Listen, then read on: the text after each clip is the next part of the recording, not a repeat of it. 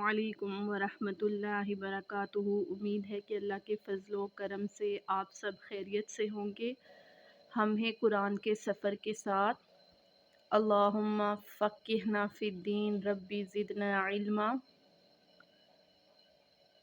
तो चलते हैं अपने सबक की तरफ। आज हम सूरतुल बकरा की आयत नंबर 153 से शुरू करेंगे। बिस्मिल्लाहिर्रहमानिर्रहीम। या अय्युहल्लज़ीना, ए लोगो, आमनुस्तईनु, जो ईमान लाए हो, मदद तलब करो, बिस्सब्री, सब्र के साथ, वस्सलात, और नमाज के साथ। इन्नल्लाह, बेशक अल्लाह ताला, मास्साबिरीन, सब्र करने वालों के साथ है। अब इस आयत मुबारक में ये बताया गया है कि कोई भी मुश्किल हो तो उस पर सब्र करो और नमाज के साथ अल्लाह का कुर्ब हासिल करो। जिस तरह हदीस शरीफ का मफ़हूम है कि 3 शख्स जब गार में बंद हो गए तो उन्होंने अपने नेक अमाल अल्लाह के यहाँ पेश किए तो अल्लाह ने उनको निजात दी। तो इससे मालूम ये हुआ कि नेक काम के वसीले से अल्लाह से दुआ मांग सकते हैं। और सब्र की 3 इक़साम हैं। नंबर 1 कि तकलीफ़ पर सब्र करना, यानी जो भी तकलीफ़ पहुँचे, दुख पहुँचे, कोई मुसीबत पहुँचे तो इंसान ये कहे कि इन्ना लिल्लाहि व इन्ना इलैहि राजिऊन, कि ये तकलीफ़ मुझे अल्लाह की तरफ से पहुँची है, मैं भी अल्लाह की तरफ से आया हूँ और मुझे अल्लाह ही की तरफ लौट कर जाना है। और ये जो मुसीबत और तकलीफ़ मेरे पे आई है ये भी दोबारा वापस लौट कर जाएगी, अल्लाह ही की तरफ से आई है। और एक और हदीस शरीफ में दुआ बताई गई कि जब किसी को कोई तकलीफ़ पहुँचे तो वो ये दुआ पढ़ ले, अल्लाहुम्मा उजुरनी मिन मुसीबती व अखलिफ ली खैरम मिन्हा, कि ए अल्लाह, मुझे अजर दे इस मुसीबत में और इससे नेमुल बदल बेहतर अता फरमा। हदीस शरीफ का मफ़हूम है कि उम्मे सलमा के शौहर का जब इंतकाल हुआ तो वो फरमाती हैं कि मैं बहुत ज़्यादा दुखी थी और मैंने नबी करीम सल्लल्लाहु अलैहि वसल्लम से ये दुआ सुनी हुई थी, तो मैं इद्दत के दौरान इस दुआ को कसरत से पढ़ने लगी। जब मेरी इद्दत ख़त्म हुई तो आप सल्लल्लाहु अलैहि वसल्लम ने अक़द का पैगाम दिया।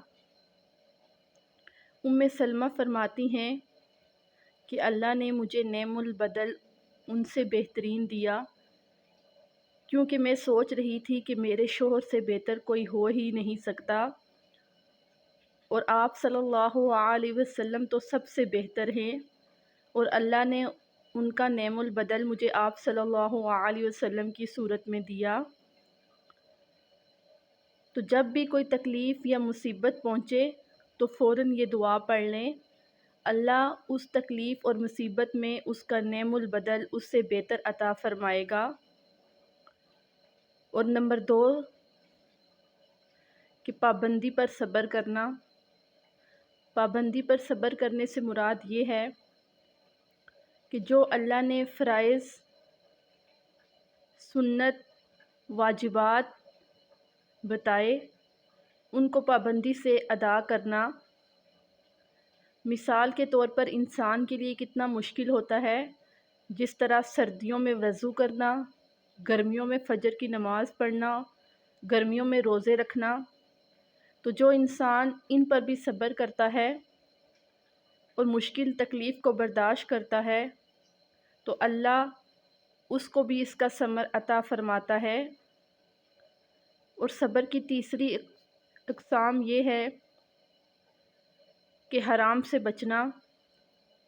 मिसाल के तौर पर एक इंसान हराम से रातों रात अमीर हो सकता है, लेकिन वो एक हलाल लुक़मा खाता है और रूखी सूखी खाकर वो शुक्र अदा करता है, तो इस पर भी सब्र है और इस पर भी अल्लाह उसका समर अता फ़रमाएगा और उसका नेमुल बदल उससे बेहतर उसको अता फ़रमाएगा।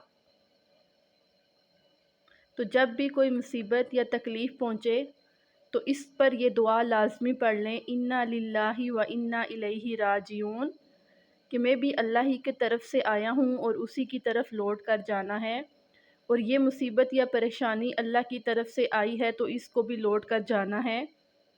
اور یہ دعا یاد کر لیں، اللہم اجرنی فی مصیبتی واخلف لی خیرا منہا، کہ اے اللہ مجھے اس مصیبت میں اجر عطا فرما اور اس کا نعم البدل بہتر عطا فرما۔ تکلیف میں، پریشانی میں آپ اس دعا کو کثرت سے پڑھیں، اللہ اس کا نعم البدل اس سے بہتر عطا فرمائے گا۔ پھر اللہ رب العزت نے فرمایا وَلَا تَقُولُوا، اور نہ کہو لمن اس شخص کو یقتلوا جو قتل ہوا فی سبیل اللہ اللہ کے راستے میں، اموات مردہ ہے، بل احیاء بلکہ وہ زندہ ہے، ولکن لا تشعرون لیکن تم شعور نہیں رکھتے۔ اب اس مبارک آیت میں اللہ رب العزت نے بتایا، یہ غزوہ بدر سے پہلے یہ آیت نازل فرمائی، اور غزوہ بدر میں شامل ہونے والے صحابہ کے لیے تسلی تھی کہ جو اللہ کی راہ میں لڑا اور قتل ہوا وہ مرتا نہیں بلکہ وہ زندہ ہے، کیونکہ غزوہ بدر میں کوئی گھر ایسا نہیں تھا جس میں کوئی میت نہ ہو، تو اللہ نے فرمایا شہید زندہ ہوتا ہے، اس کو رزق بھی دیا جاتا ہے۔ پھر اللہ نے فرمایا وَلَنَبْلُوَنَّكُمْ، ہم البتہ ضرور تمہیں آزمائیں گے، بِشَیْءٍ کسی چیز کے ساتھ، من الخوف خوف سے، والجوع بھوک سے، ونقص من الاموال مال کی کمی سے، والانفس جانوں سے، والثمرات اور پھلوں سے، وبشر الصابرین اور خوشخبری ہے صبر کرنے والوں کے ساتھ۔ اب اس آیت مبارک میں اللہ رب العزت نے فرمایا کہ اللہ تعالیٰ نے انسان کو دنیا میں آزمانے کے لیے چند چیزیں رکھی، خوف رکھا، بھوک، مال کی کمی، اور جان، اور کاروبار وغیرہ، کھیتیاں باڑیاں۔ تو یہ چیزیں اللہ نے دنیا میں انسان کے امتحان کے لیے رکھی کہ انسان کو یہ چیزیں دے کر بھی اللہ تعالیٰ آزماتا ہے اور اس سے لے کر بھی آزماتا ہے کہ یہ کتنا میرا شکر ادا کرتا ہے، اور جس نے اس کے نقصان پر اللہ کا شکر ادا کیا اور صبر کیا کہ یہ تکلیف اللہ کی طرف سے آئی ہے اور اللہ ہی کی طرف جائے گی، اور یہ سب نعمتیں اللہ نے دی تھی اور اسی نے واپس لی ہیں، تو اللہ اس کے درجات کو بلند فرماتا ہے اور اللہ تعالیٰ کی اس پر خاص رحمت ہوتی ہے۔ الذین، جو لوگ، اذا اصابتہم، کہ جب ان کو پہنچتی ہے، مصیبت کوئی مصیبت، قالوا تو کہتے ہیں، انا بے شک، للہ اللہ کے لیے ہے، و انا اور بے شک، الیہ راجعون اسی کی طرف لوٹ کر جانا ہے۔ اولئک وہی لوگ ہیں، علیہم ان پر، صلوات درود بھیجتا ہے، من ربہم ان کا رب، ورحمت اور رحمت، واولئک اور وہی لوگ ہیں، ہم المہتدون ہدایت پانے والے۔ اب اس آیت میں ایمان والوں کی صفت بیان کی گئی کہ جب ان کو کوئی مشکل پیش آتی ہے یا کوئی تکلیف ہوتی ہے تو وہ کہتے ہیں ہم بھی اللہ کی طرف سے آئے ہیں اور اسی کی طرف لوٹ کر جانا ہے، اور یہ تکلیف بھی لوٹ کر چلی جائے گی۔ ایسے لوگ ہیں جن سے اللہ راضی ہوتا ہے اور اللہ تعالیٰ کی ان پر رحمت خاص ہوتی ہے۔ حضرت ابو ہریرہ رضی اللہ تعالیٰ عنہ کی روایت ہے کہ نبی کریم صلی اللہ علیہ وسلم نے مجھ سے فرمایا کہ اے ابو ہریرہ، کہ نفع مند چیز کے لیے کوشش کرو اور پھر ساتھ اللہ سے مدد طلب کرو، لیکن کاہلی اور سستی نہ کرو۔ پھر اگر اس چیز میں تمہیں کوئی نقصان ہو جائے تو وہ اللہ کی طرف سے ہے، پھر اس میں اگر اور مگر نہ کرو کہ اگر میں ایسا کرتا یا ویسا کرتا تو ایسا نہ ہوتا، بلکہ اللہ نے اس سے بہتر تمہارے لیے کچھ رکھا ہے۔